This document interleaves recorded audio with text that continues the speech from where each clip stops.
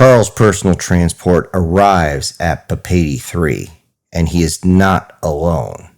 From inside his own personal transport, a ship large enough that you could fit a half a dozen full-size RVs inside and still have room to turn around, he sees his sensors, and he can see the other 3,000 human ships that had arrived for the distress call. Almost all of them had a single human aboard them, and they look down at a world that is dying, a planet that is trying to kill everything on its surface, and one would be confused, thinking, what did they do to piss off God? But they are only static for a short time. They're waiting for the scan to be complete. During that time, he checks his own readings.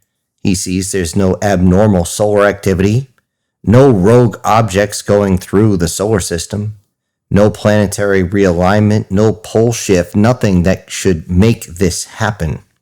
Yet on the planet, all power is lost due to the weather. They can't call anyone to see if there's anyone still alive. They know that any personnel that might still be down there holding up in shelters or are most likely very, very dead. The structural integrity of most buildings, regardless of species, are not designed for this, and is well beyond failure limits for everything. The entire planet is covered with swirling vortexes, both of the northern and southern hemispheres, just tearing everything apart. Hurricanes of immense size cover the entire landmass underneath and their oceans. That's more than enough to clear a planet. Humans hardly spoke, looking down at this. They'd seen this before. The signal comes back from the larger ships with better sensors. There's a slight trail of FTL jumps, a bunch of FTL jumps, a lot of them, and these are massive too. The larger the jump, the larger the signature, the larger the vessel. So whatever it was that was here, whatever caused this, has already jumped away. And also, they look close to the satellite network. It was completely useless. Not that it was just unable to talk to the surface. It was completely torn apart, as though somebody had went through and systematically blasted each and every one of them. Because of this, they can't find anyone on the surface, and there's only one choice.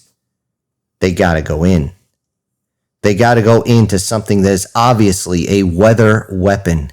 And seeing this, every single one in that fleet felt a shudder go down their spine, as it's just like the ones that were released on Earth a long time ago. On Earth, entire continents had been wiped out, wiped clean from the surface with hurricanes, earthquakes, tsunamis, tornadoes, floods, droughts, anything to kill the enemy or wipe out a population. And doing this without loss of your own resources. Everybody knew what this was. This was the Sun Tzu technique. As Sun Tzu said, a complete victory is forcing the enemy to capitulate. Well, what happens if you don't have to deal with the enemy and simply walk onto their territory and take their resources? This was used against their own people as humanity was just reaching out to the stars, yet humanity stubbornly survived all of it. They rised up against those who would subjugate everybody with genocide. They were able to find the tools, the hidden tech, and used it to protect themselves, to fight back against these weather weapons used to the point of almost killing the entire planet at one point, and it looked almost identical to what they see now below them, and yet humanity survived. Now looking down at Papady 3, they simply wait for the final scans, and they hear, "Area secure, let's get her done." That's all anyone had to hear. Everybody knew where they needed to go and began to descend down onto the planet. All the ships spread out around the world before they began to descend down, and as they broke into the atmosphere, they had to fight the high winds, the rain that seemed to be droplets the size of your fist slamming into the side, lightning and thunder all around them, not only the shockwave from the thunder, but the bolts of lightning that would hit their ships, yet they still forced their way down in these very, very strong ships. They began to land softly, but they were pushed sideways left and right by the winds. Eventually, they would land and they would begin to deploy. Yet before they could, they still had to anchor themselves down. Augers and drills, bolts, everything came out the bottom and anchored the ship to the surface of the planet, digging into anything they could. If it was rock, if it was sand, or anything in between, the ships grabbed a hold of it and held on tight. The ramps came down and heavily, ultra heavily armored transports designed specifically to fight the extreme winds began to roll out. They're also armored against the debris, and as they roll out, everyone can hear the sides being hit. It's as though it's the side of a tank being hit with all sorts of munitions that just can't bust through. There's also self-contained breathing systems, life support systems on board, and medical pods just in case. However, everybody knows that this is exactly what they need. Carl himself drove his armored transport off the ship. As the ship was continually anchoring itself into the ground, he continued to move forward, hoping that the 2-meter-long drill bits and bolts into the soil would hold. Inside his own vehicle, he was still wearing a protective suit because you never know when you're going to need it. His area was not a thick area of population. It wasn't a city. It was simply a sparse village. He knew that another ship was landing on the far side as well. However, if not for the sensors, he wouldn't be able to see it. He couldn't see very well at all. He rolled up to the first dwelling, which was completely destroyed, leveled all the way to the ground. You could barely tell there was one there at all. Debris was bouncing off the sides as he began to scan around, looking for anything that he could find. But after a few hard impacts, to include a solid tree that must have been at least 40 feet tall, slamming into the side, he simply moved on to the next one. The next one was mostly destroyed, and he couldn't figure out if there was anyone still alive, but he was getting biosigns of something. So he went out, parking his transport very close. He stepped out and began to check the mostly destroyed dwelling. This was no joy either. He continued this dance. Everyone continues this dance. As he keeps going along, he sees a strange figure next to an overturned tree. The tree had ripped its own roots out, but it hadn't actually been ripped out of the ground just yet. He sees what looks like a local, and he sees it for the first time, a sleek, hairless humanoid. Small for a human, perhaps it's a child. He ran up and confirmed that it was a child. The dark skin, almost scale, was almost camouflaged against the end of the tree. He reaches down to grab it, but he runs a scanner over it and immediately pulls his hand back. There's no rescue here. This child had not only struck this tree, but it looked like it had been tossed around by the wind for hours and hours. The bones were pretty much gravel, and the organs were paste on the inside. He simply says, "Damn it," and drives on, continuing to get no joy as he doesn't find anybody. He sees something, possibly. He rolls up close and he can see something that's hiding in, is that a hole? Is it a trench? Whatever it is, if they climbed in, it's possible. He pulls in close and hurries over, and the local kid that sees him is trying desperately, holding on to just the tiniest bit of foliage, trying to stay from being sucked into the wind himself. But the kid screams in fear as he approaches. That's when Carl holds his position, making sure that his own body is blocking the wind, the huge exosuit, making sure it's a very good shield. The kid calms down as he slowly puts his hand out and waits. As the kid calms down just a little bit and reaches out, he sees that one of the arms is busted on this kid. So he reaches over and picks up the child out of the hole. Then with the other arm, he activates the protective shield. This is actually a physical shield, as energy shields cannot handle the constant pressure, not to mention they're too high of a power drain on the suit, which would leave him out in the wind with being unable to move. With the child in one arm, he pulls the shield tight in front of him to block as much wind as possible, and he walks into the vehicle and immediately closes the hatch behind him. The child immediately passes out, realizing that he might actually be safe. Maybe he was too scared. Maybe he was just out of energy. That's when Carl puts him down onto the bench, quickly pulls off the child's clothing to look, fix the child with a regulator because he sees all the damage, and puts the child directly into a medical pod and closes it. Then he watches as the fluid begins to fill up, and he watches close to make sure nothing's wrong. He watches until he sees the bio readings begin to stabilize and simply says, "Well, that's one." Then he hurries to the controls and begins to throttle up, pushing over to the next objective as he simply whispers, "Please, Lord, let me at least get one more." Less than an hour later, he finds a hot pocket. This is where there are several that are not dead yet, but there are plenty that are. Wading through the deads inside this reinforced building, he does find a few survivors, but they are beaten, badly beaten. Most of them covered in lacerations and puncture wounds, a few with eyes that are damaged. He walks over, immediately activates the shields to block the wind, and walks everybody to the transport as fast as he can, getting the transport as close as possible so they are out of the wind as quickly as they can. Once inside, he settles them down, gives them as much medical aid as he can, gives them some sort of food, water, anything they need at that point, and then tries to find more. But once his transport is full, he settles them in and heads back to his big transport, his space-based personal transport. Then he unloads them and goes out for more. This dance continues around the planet, everywhere, as every human that was there had the same type of equipment, all customized for themselves, of course, yet very similar. By the end of 24 hours, all medical pods in his ground transport and on his ship are full. Many have to settle for first aid as they wait for their next pod to be open. At least, they would have to wait for only a while. Many were just simply traumatized from the experience, mostly the young ones, as they didn't know what was going on. It takes a while before some of them will even eat or drink anything.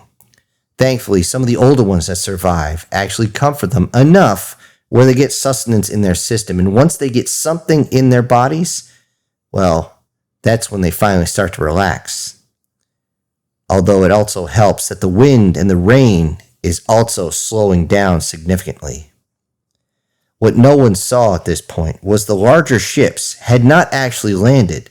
Instead, they were breaking up the storms, going into the eye of the storm, trying to figure out exactly the best way to break this, because they're all designed to be different. Sometimes you have to go into the eye wall. Sometimes you can just detonate an EMP in the center of the eye. Sometimes you have to actually have multiple definitions of multiple chemicals just to make sure that you can get this to break apart. No matter what, it's a fairly long process, at minimum 48 hours. And by that time, they should have protected and recovered as many as possible on the surface. And as the winds die, the water recedes, and the locals, who are now calming down, ask Carl, why? Why did this happen? This has never been in any of their recorded history. Why would this happen? And Carl has to tell them as he takes off his helmet and they see his face for the first time.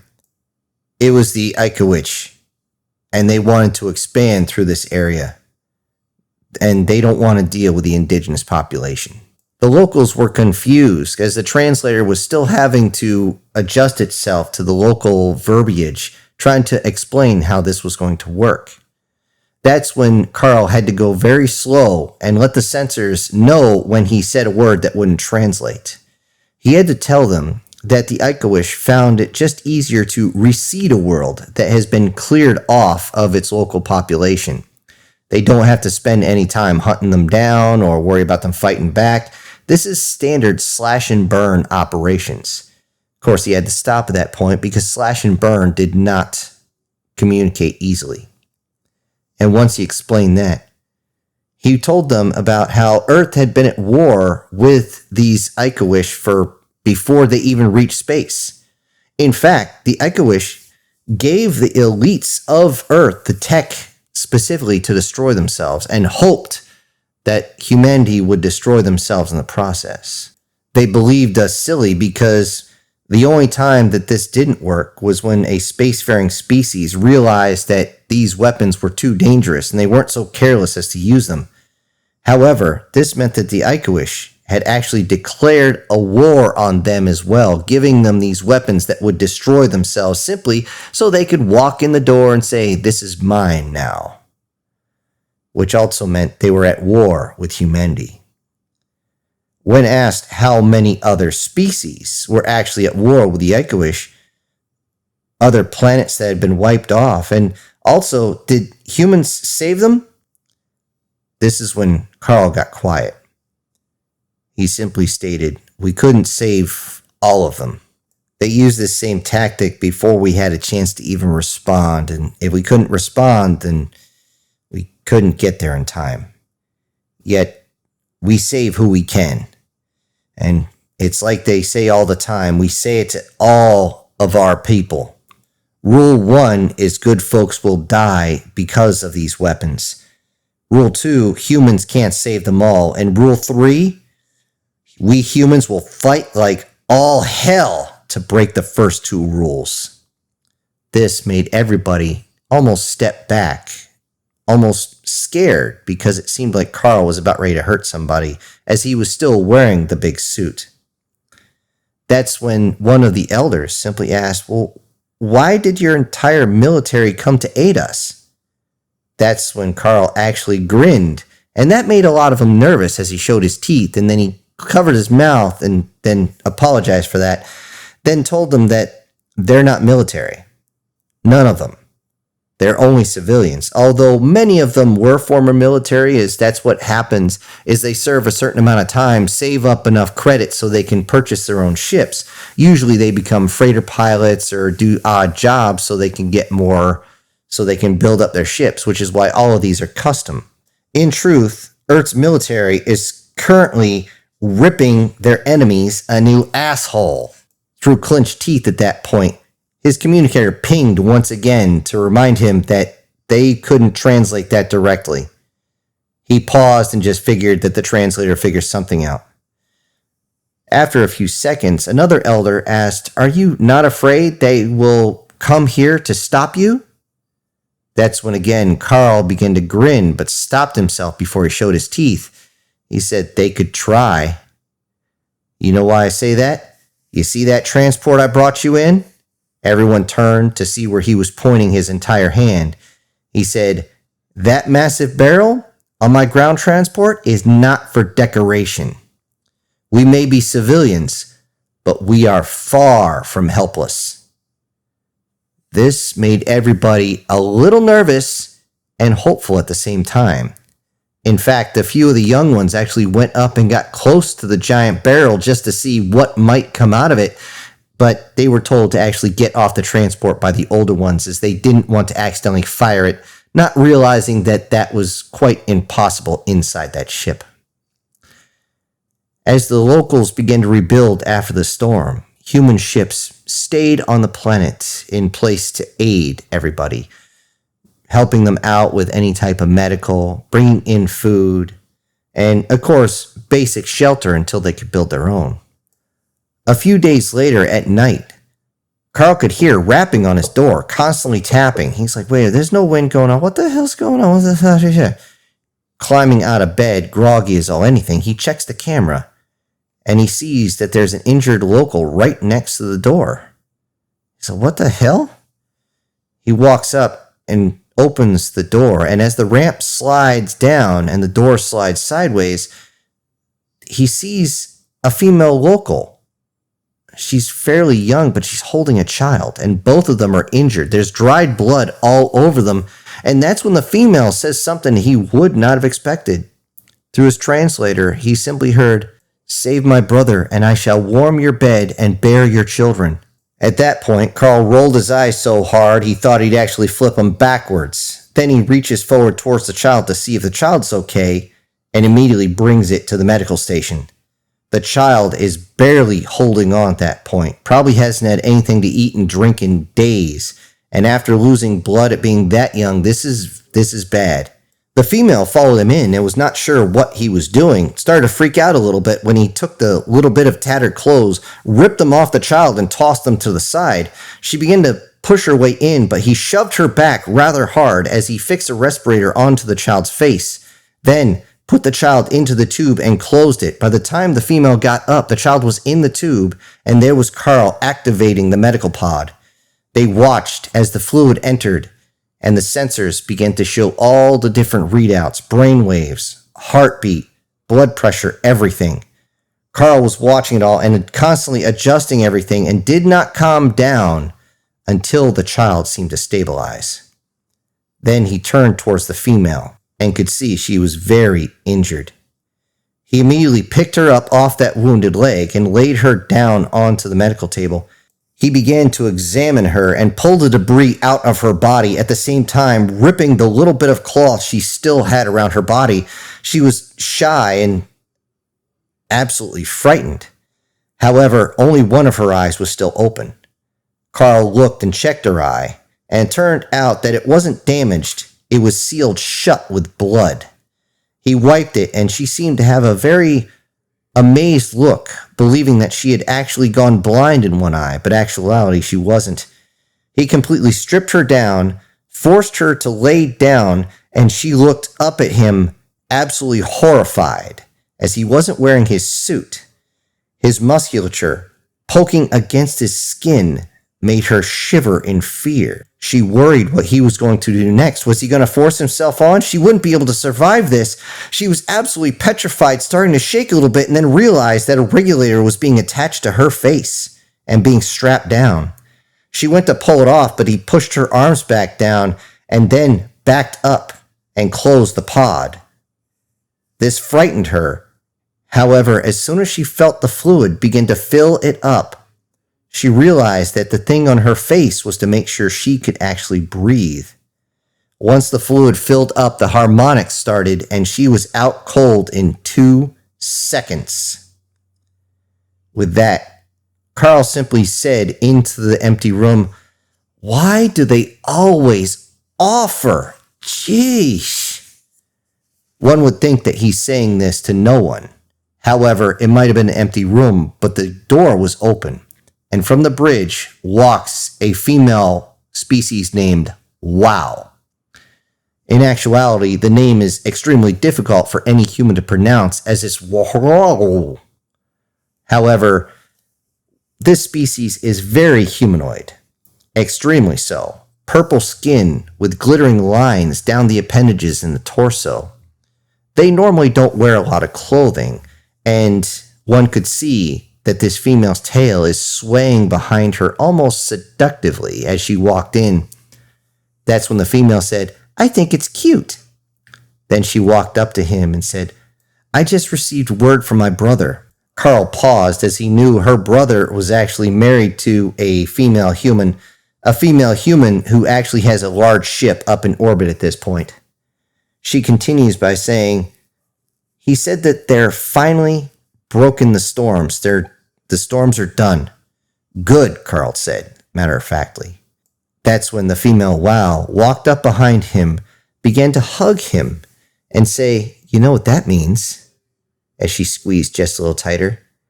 "That means you need to have dinner and sleep." Carl finally relaxed a little bit and goes, "Look, you're not going to let me keep working? I need to work, you know that, right? Why do you keep harassing me about this?" She smiles slyly, but pushes her head right next to his ear and says, "That's my job. Besides, you get really cranky when you're hungry, you know that." He then turns around and gives her a deep old kiss, trying to hold her close. then pulls back a little bit and says, "So, what's for dinner? I mean, I already know what's for dessert." They both grin and walk straight towards their captain quarters, but as they do, alarms begin to go off. Then there's a call for general quarters over the citizen band radio.